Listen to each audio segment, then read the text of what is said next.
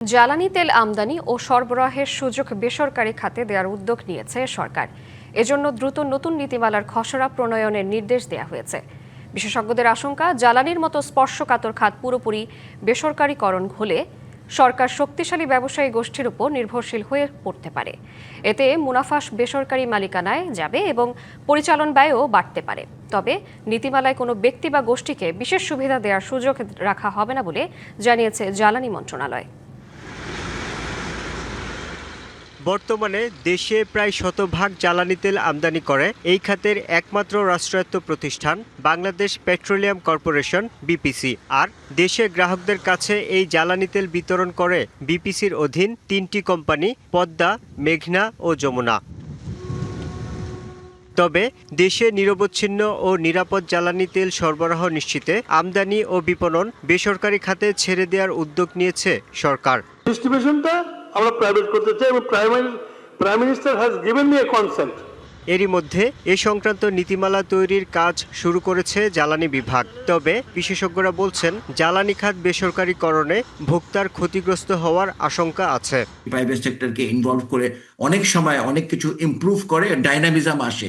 কথা হচ্ছে যে সেটা যদি না আসে, তাহলে তো আমাদের উভয় সংকট হয়ে গেল, আমরা যে হিতে বিপরীত হয়ে গেল। বাংলা কিউআর যেখানে নগদ পেমেন্ট সেখানে। সারা দেশে 10 লাখেরও বেশি মার্চেন্টে নগদে পেমেন্ট করুন খুব সহজে। এখানে বাংলাদেশ রেগুলেটরি কমিশন যেটা আছে, তাদেরকে পূর্ণ ক্ষমতা দিতে হবে। তাদের এখন পর্যন্ত পূর্ণ ক্ষমতা দেওয়া হয়। মন্ত্রণালয়ের কাজ শুধু একটাই, যে ফরওয়ার্ড টু ল মিনিস্টার। তারা বলছেন, জ্বালানি খাত বেসরকারীকরণ হলে রাষ্ট্রের রাজস্ব কমার পাশাপাশি ব্যয় বাড়তে পারে। এতে শক্তিশালী ব্যবসায়ী গোষ্ঠীর উপর সরকারের নির্ভরশীলতা ও নিয়ন্ত্রণহীনতার ঝুঁকি বাড়বে।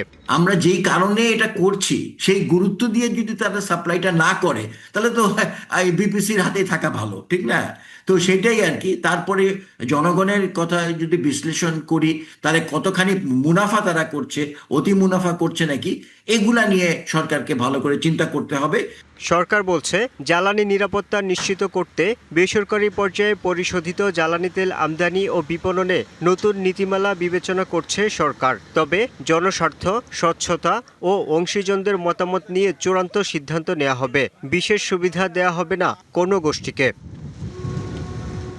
Yusuf Rana, DBC news, Dhaka.